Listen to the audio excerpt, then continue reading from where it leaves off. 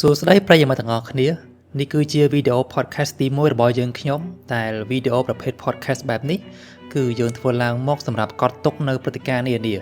ដែលកើតឡើងនៅក្នុងពិភពលោករៀងរាល់ថ្ងៃនេះក្នុងទម្រង់ជាព័ត៌មានទាន់ហេតុការណ៍ដោយយើងខ្ញុំនឹងចេញរៀងរាល់ល្ងាចពាក់កណ្ដាលសប្តាហ៍ឬក៏អាចចេញក្នុងករណីណាដែលមានព្រឹត្តិការណ៍បន្ទាន់ណាមួយកើតឡើងក្នុងពិភពលោកដើម្បីចេញផ្សាយឲ្យបានលឿនបំផុតជូនប្រិយមិត្តវីដេអូប្រភេទនេះគឺខ្ញុំផ្ដោតតែលើគុណភាពនៃសំឡេងតែប៉ុណ្ណោះរីឯកម្មវិធី The Camp Engineer Story ដែលយើងតែងតែរៀបរាប់លម្អិតរាល់រឿងរ៉ាវនានាដែលអ្នកទាំងអស់គ្នាធ្លាប់តែគាំទ្រនាពេលកន្លងមកក៏ខ្ញុំនៅតែចេញផ្សាយជារៀងរាល់ល្ងាចចុងសប្តាហ៍ថ្ងៃអាទិត្យដដែលកុំឲ្យខាតពេលយូរប្រធានបទថ្ងៃនេះខ្ញុំនឹងលើកយកនៅបញ្ហាចាក់ស្រេះលើអធិការរវាងប្រទេសឥណ្ឌានិងប្រទេសប៉ាគីស្ថានដែលជាអតីតបងប្អូននឹងគ្នាតែបានក្លាយជាសត្រូវសួរពូជដែលគ្មានថ្ងៃនឹងត្រូវរើគ្នាបានឡើយត្បិតស្ថានភាពរវាងប្រទេសអ្នកជិតខាងទាំងពីរនេះគឺកំពុងតែឡើងកម្ដៅសារជាថ្មីបន្ទាប់ពីមនុស្សប្រមាណ26នាក់ត្រូវបានគេសម្លាប់ដោយភេរវកម្មនៅតំបន់កាស្មៀរនៅផ្នែកខាងប្រទេសឥណ្ឌាហើយព្រឹត្តិការណ៍នេះគឺបានរុញឲ្យឥណ្ឌាចាប់ផ្ដើមសង្ស័យប៉ាគីស្ថានដែលជាអ្នកឲ្យព្រឹត្តិការណ៍នេះឲ្យផ្ទុះឡើងបើសិនបើគេចង់និយាយអំពីប្រវត្តិសាស្ត្រឬភូមិសាស្ត្រនយោបាយតំបន់អាស៊ីខាងត្បូងគឺគេមិនអាចមិននិយាយបានឡើយពីទំនាក់ទំនងដ៏ស្មុគស្មាញរវាងឥណ្ឌានិងប៉ាគីស្ថានបាននោះទេត្បិតអ្នកជិតខាងទាំងពីរនេះគឺជាអតីតបងប្អូនរួមប្រជាជាតិឥណ្ឌាតែមួយអស់រយៈកាលរាប់ពាន់ឆ្នាំកន្លងមកហើយរហូតដល់ត្រឹមឆ្នាំ1947រនាំងសាសនាគឺបានធ្វើឲ្យបងប្អូនទាំងពីរនេះបែកបាក់គ្នាដល់ពេលសប្តាហ៍ថ្ងៃនេះ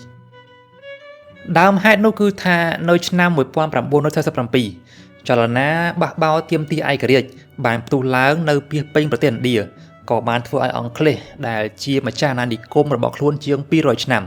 ហើយទើបតែរួចដៃពីការធ្វើសង្គ្រាមលោកទី2ក៏គ្មានលទ្ធភាពឯណាដើម្បីមើលថែចាត់ចែងប្រទេសឥណ្ឌាដែលមានទំហំដ៏ធំមហិមានេះបានតទៅទៀតដែរដូច្នេះផែនការប្រគល់ឯករាជ្យទៅឥណ្ឌាក៏បានកើតឡើងប៉ុន្តែមុននឹងចាក់ចេញទៅ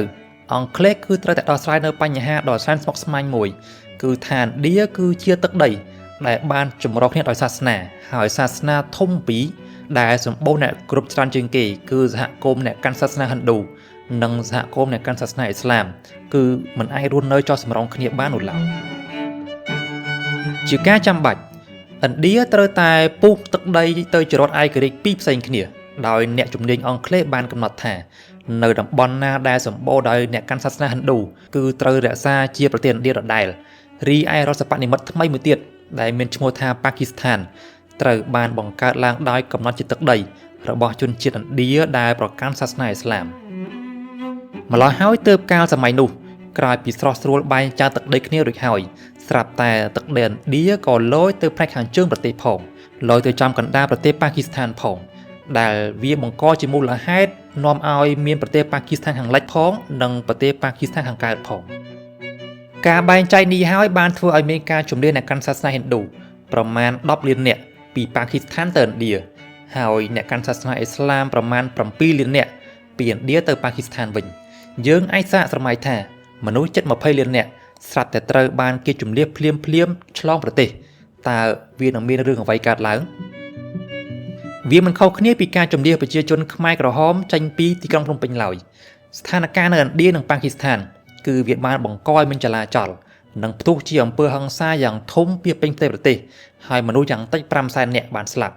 ហើយចាប់តាំងពីពេលនោះមកបងប្អូនទាំងពីរក៏បានប្រែធៀបខ្លាចជាគូសត្រូវស៊ីស័យហត់ឈាមគ្នាដែលគ្មានសង្ឃឹមទាល់តែសោះថាអាចនឹងរួបរวมគ្នាជាប្រទេសតែមួយវិញបានចាប់តាំងពីការបែងចែកទឹកដីមកឥណ្ឌានិងប៉ាគីស្ថានបានផ្ទុះសង្គ្រាមរវាងគ្នាយ៉ាងតិចណាស់ក៏4ដងដែរដែលតំបន់កាស្មៀរគឺជាតំបន់ក្តៅពុះកញ្ជ្រោលជាងគេរហូតមកដល់បច្ចុប្បន្នព្រមទាំងជាទីតាំងផ្ទុះសង្គ្រាមមុនគេកាលពីឆ្នាំ1947ពលគឺបន្ទាប់ពីការបែងចែកទឹកដីរួចរាល់ដំបូងត្បិតតំបន់នោះសម្បូរដោយប្រជាជនដែលកាន់សាសនាអ៊ីស្លាមតែស្ដេចត្រាញ់ដែលជាអ្នកដឹកនាំតំបន់នោះគឺជាអ្នកកាន់សាសនាហិណ្ឌូដោយការបារម្ភខ្លាចក្រែងស្ដេចត្រាញ់នោះប្រគល់ទឹកដីកាស្មៀរទៅឥណ្ឌាក្រុមបដិវត្តអ៊ីស្លាមក៏ធ្វើការបះបោរចង់ព្រោះរំលំអំណាចហើយស្ដេចត្រាញ់កាស្មៀរក៏រុញស្ថានភាពបន្ថែមមកដល់ដែនកំណត់នោះគឺខ្លួនបានចុះហត្ថលេខាឥណ្ឌាមកជួយការពារអំណាចខ្លួនហើយជាថ្នូរទៅវិញក៏ព្រមប្រគល់ទឹកដីកាស្មៀរឲ្យទៅឥណ្ឌា ចំនួននេះបានធ្វើឲ្យអង្គការសហប្រជាជាតិចូលមកធ្វើជាអាជ្ញាកណ្ដាលដើម្បីសម្របសម្រួលប្រទេសទាំងពីរហើយបានបែងចែកទឹកដីកាស្មៀរជាពីរចំណែកផ្សេងគ្នាម្ខាងខាងជើងជារបស់ប៉ាគីស្ថានហើយម្ខាងខាងត្បូងជារបស់ឥណ្ឌាប៉ុន្តែអធិការនេះវាមិនបានដោះស្រាយចេញនោះទេត្បិតភាគីទាំងពីរមិនសុខចិត្តរៀងខ្លួនហើយប៉ាគីស្ថានក៏អះអាងពីមូលហេតុរបស់ខ្លួនថាមានប្រជាជនកាន់សាសនាឥស្លាមច្រើនជាងរីឯឥណ្ឌាក៏អះអាងថាទឹកដីកាស្មៀរទាំងមូលគឺត្រូវបានស្រេចត្រាញ់ប្រគល់មកកាន់ខ្លួនហើយ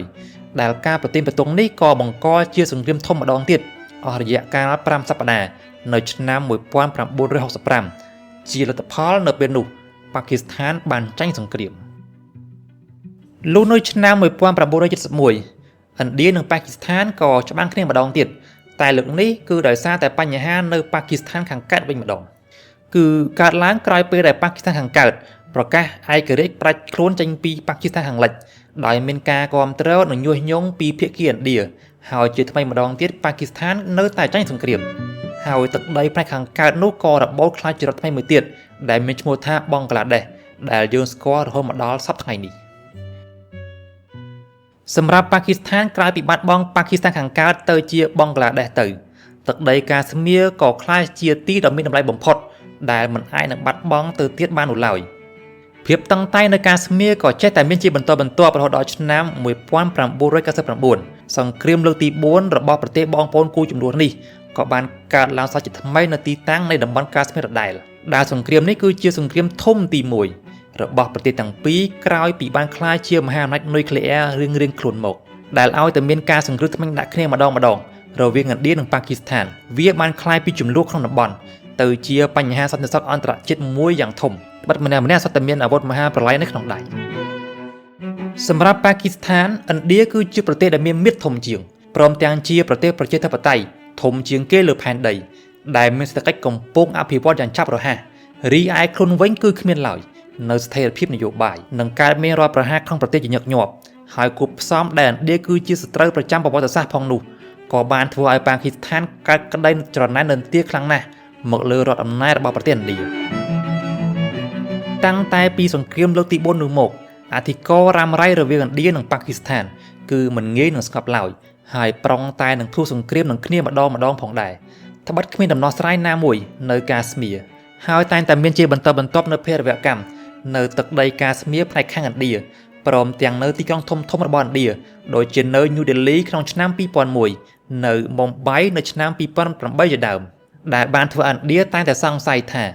ដ្ឋអំណាចប៉ាគីស្ថានគឺនៅពីក្រោយភេរវកម្មនេះ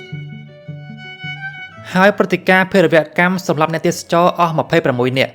នៅទឹកដីកាស្មៀរផ្នែកខាងឥណ្ឌាកាលពីថ្ងៃអង្គារទី22ខែមេសាថ្មីនេះនឹងទោះបីគ្មានចលនាឬក្រុមឧទាមណាមួយចេញមុខមកទទួលស្គាល់ថាខ្លួនជាអ្នកធ្វើរឿងដ៏ព្រៃផ្សៃនេះក៏ដោយតែដែលហេតុថាក្រុមយោធាប៉ាគីស្ថានដែលមានប្រវត្តិគាំទ្រភេរវកម្មនៅពេលកន្លងមកគឺបានញ៉ាំងឲ្យឥណ្ឌាដាក់ឲ្យប៉ាគីស្ថានត្រូវតែមានទំនួលខុសត្រូវលើសកម្មភាពភេរវកម្មនេះហើយមិនបង្អង់យូរឡើយឥណ្ឌានិងប៉ាគីស្ថានបានចេញវិធានការក្តៅដាក់គ្នាទៅវិញទៅមកដោយបណ្ដេញមន្ត្រីទូតផ្អាកការផ្ដល់ទិដ្ឋាការបិទព្រំដែនគោកព្រំដែនអាកាសហើយនាយករដ្ឋមន្ត្រីឥណ្ឌាបានថែមទាំងប្រកាសផ្អាកសន្ធិសញ្ញាស្តីពីទន្លេ Indus ថែមទៀតសម្រាប់ប៉ាគីស្ថាននៅពេលដែលឥណ្ឌាប្រកាសទណ្ឌកម្មរហូតប៉ះពាល់ដល់សន្ធិសញ្ញាទឹកទន្លេ Indus នេះគឺមានន័យថាវាគឺជាការប្រកាសសង្គ្រាមហើយ